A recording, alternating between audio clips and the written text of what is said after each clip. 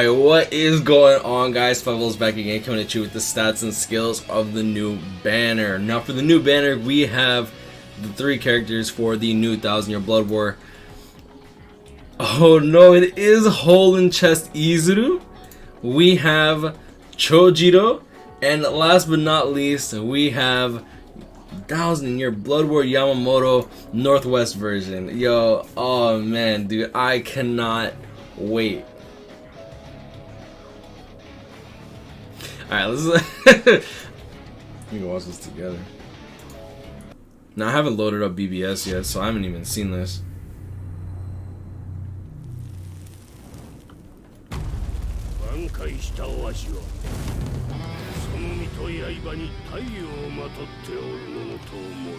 Oh, this is the Korean version, dude. Oh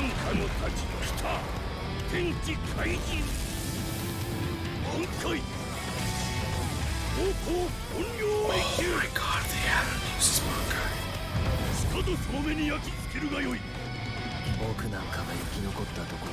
Oh my god, that is so cool.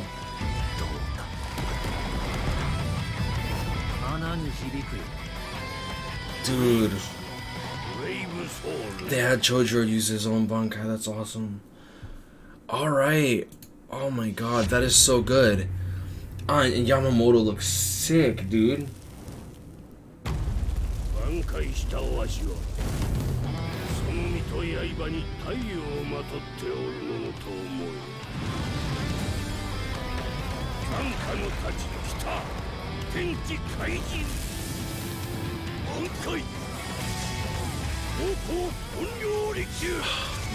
that looks so good. I'm so happy that they let Chojiro use his own Bankai, dude.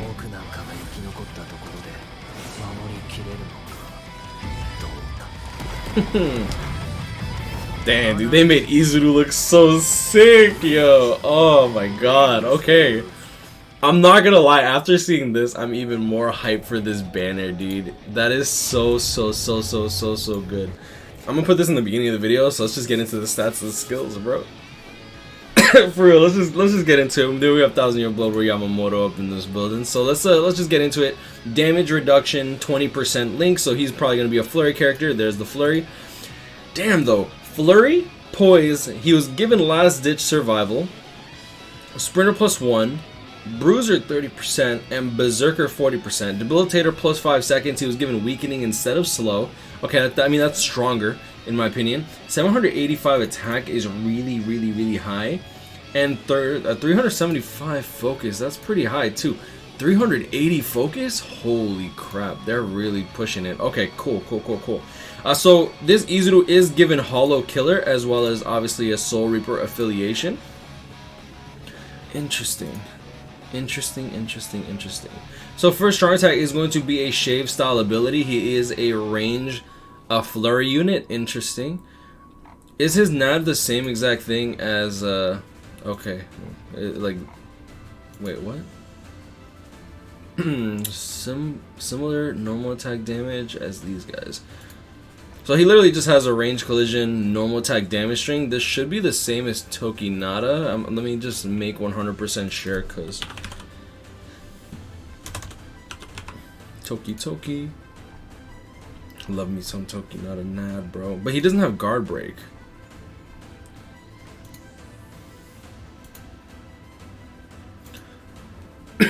Okay, so he has the same exact Nad string as Tokinata, but he wasn't giving guard break. So I'm not gonna lie, that's already gonna hurt him. 625 into 0 vortex style ability. This is weird. 60 into 8 melee into range collision. 16-second cooldown. Where's the 16-second cooldown? Okay, so his second strong attack is gonna be the same as the Bankai Hikone or Tokinata's, except one thing to note is that he doesn't have a buff and he doesn't have any barrier or anything, so the cooldown on it's going to be significantly shorter. So this is definitely going to be your main guard break tool. The first strong attack is a shave style ability which pushes the enemy back, which means that you're not going to want to guard break with this because you're going to push the enemy so far back you're not even going to be able to use your normal attack damage string, which is bad. You have your full screen third strong attack, and then on top of that you have your special. Now he has weaken on everything including his normal attack damage string, which is pretty good. My issue with him right now is just that he doesn't have guard break, and since he is a Soul Reaper and no captain, he might be useful in PvP. The last ditch survival is definitely going to help in PvP. I'm not going to lie. Like, in PvP, he might actually be pretty useful. But, like, I'm trying to think of how he would hold up against, like, Jugrim. Because, like, right now it's, like, Jugrim Tokinata strat. And Tokinata has Soul Reaper Killer, so Tokinata is going to clap cheeks, bro.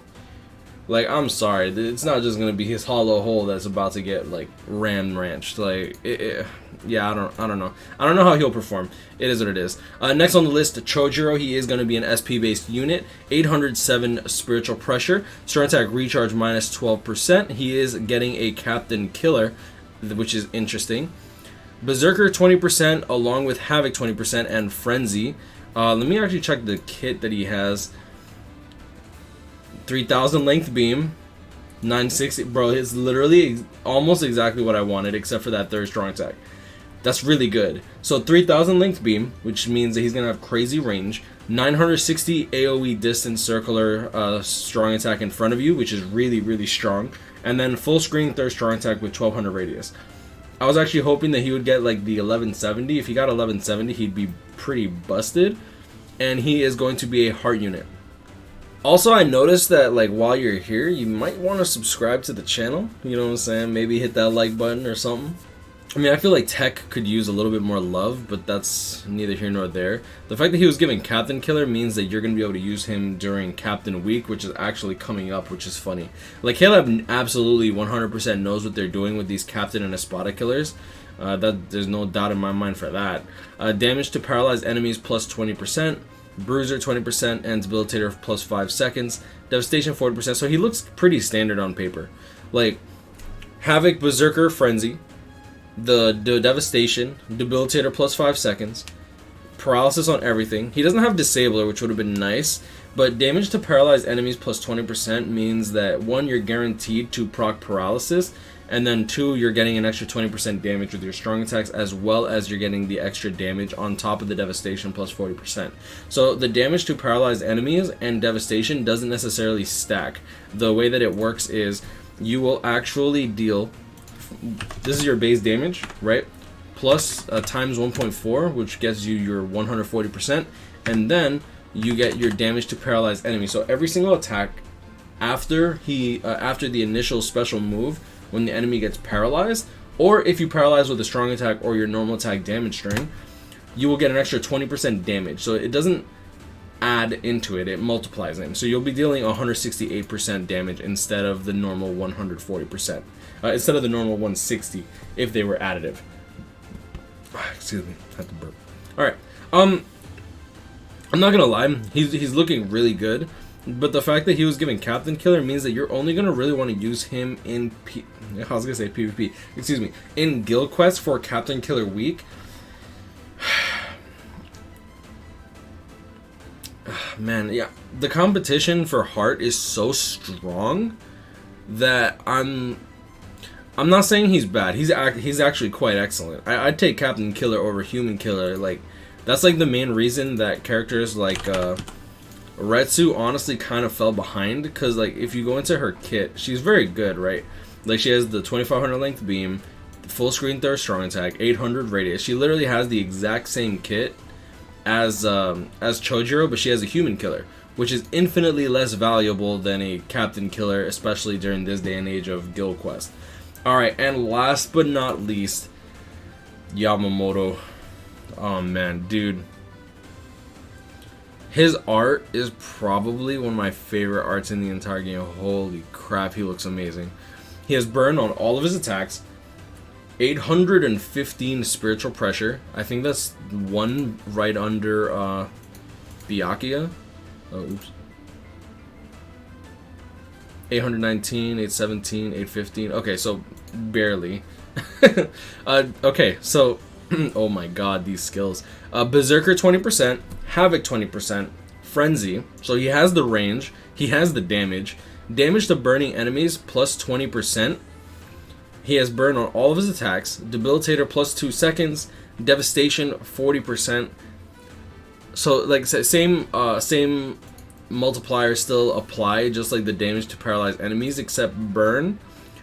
One thing to note is that burn lasts significantly shorter than paralysis does, and you know what's funny is, like, as I'm like recording my next video, I realized that he has a no affiliation killer, because like I was way too, yeah dude, I'm way too excited for this Yamamoto, I'm not gonna lie. But yeah, so he has a no affiliation killer. I figure I'd just toss that in here while I can.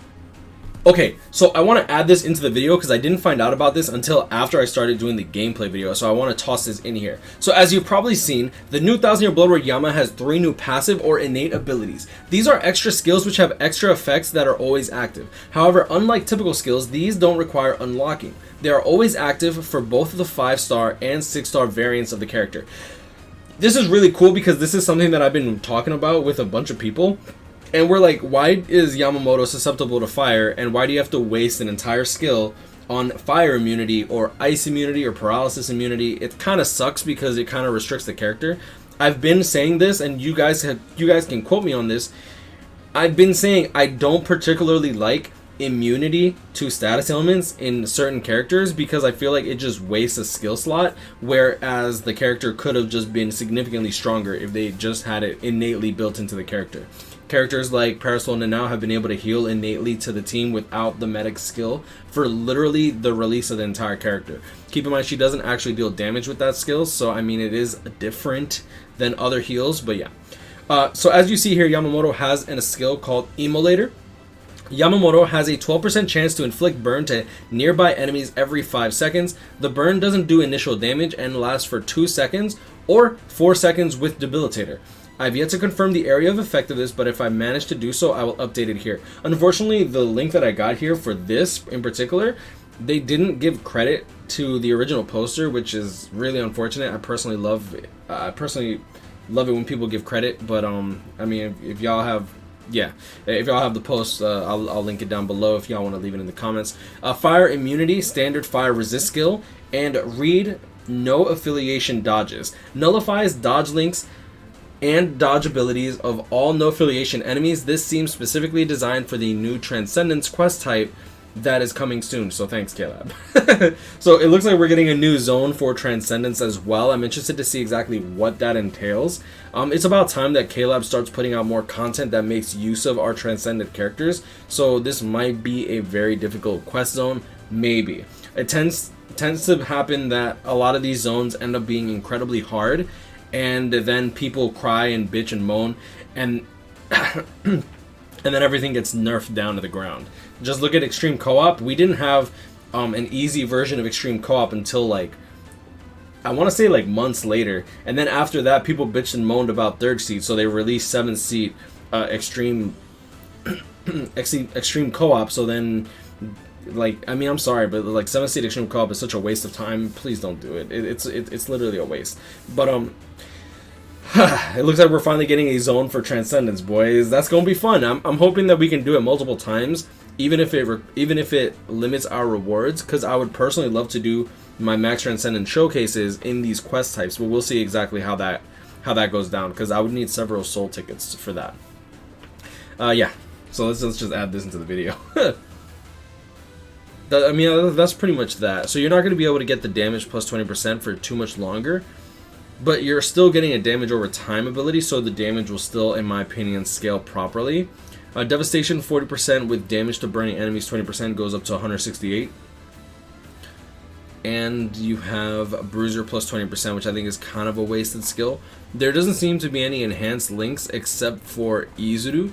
Izuru's enhanced link, honestly, I think is going to be really, really strong. Like, another damage 20% link for Mind is kind of OD. Like, let me see. Mind, and then we want, like, enhanced. There it is. Enhanced damage reduction, right? You officially now have 3 damage reduction 20% for Mind. You have Grimmjow, Chojiro, and Izuru. So, like, honestly, this is kind of stacked in DR for Mind. Like, that's actually kind of OP. I think that Izuru will perform just fine in PvP. I don't think he's going to perform as crazy in normal content. But, like, one thing to note is, if you get paired up against a Tokinata, you're done. Like, you're literally just done. And I mean, that's pretty much the banner. Overall, it seems like a very high-powered banner. Everyone has like over 800 like spiritual pressure that has SP. And honestly, with the way that Flurry works with Bruiser, the 785 attack, don't get it twisted, that's still very, very, very strong. And then you have weaken on all of his attacks too, so you can bring that into PvP as well. Yeah, honestly, I think Izuru should, in theory, perform well. My only main concern is going to be the Tokinatas. Going into the actual filler pool for the main banner, now I will do a should you summon on this, but this is going to be the filler pool. It looks like they're passing off Halloween characters again, with Halloween, Yoruichi, Orihime, and Soifon. None of these characters are honestly broken. Soifon, in my opinion, is probably the best one, like the most usable, and then followed by Yoruichi, who's actually still very good. You have Hiyori, who is very good value. You have Fierce Battle Ichigo, who's finally in a main banner filler pool, which is really good. And then you have Tesla, Loopy, and Jushiro, all characters which are really bad, except that Jushiro is a full stamina damage boost 25% link, which can be very, very useful for guild quests or any content that you're trying to burst down the enemies. And of course, you have the mainstay banner units. It looks like the epic raid that we're getting is going to be...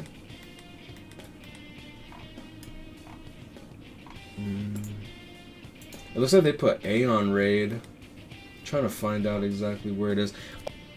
Alright, so yeah, if you're seeing it, like, if you're seeing this part now, I'm actually going to put that towards the beginning of the video and then go into the stats and skills, because I feel like that'll probably look better. But I'm going to leave it at that. You guys grind on, catch up, pick me up, stay blessed. Let me know how deep y'all plan to go in this banner. I'm not going to lie, I'm probably going to go to step 6 on the main banner, and it looks like there's no link slot potion character. So depending on who I get, if I get any, I'll probably just do first steps on the individual banners. I haven't looked at the individual banners yet. I will do a should you summon in a bit. It looks good. Like, the banner itself looks really, really, really good. I don't really need any of these characters. I would really love Chojiro, because I think he'd speed up my runs for Captain Killer. Aside from that, I mean, I don't need Izuru and I don't need Yamamoto as much as I would really like them. My issue right now is I'm trying to save as much money as I can, because I have some like stuff going on in my life that requires me to do so. But I'm gonna leave it at that. Like, comment, and subscribe if you're new, and I'll see y'all in the next one. Peace.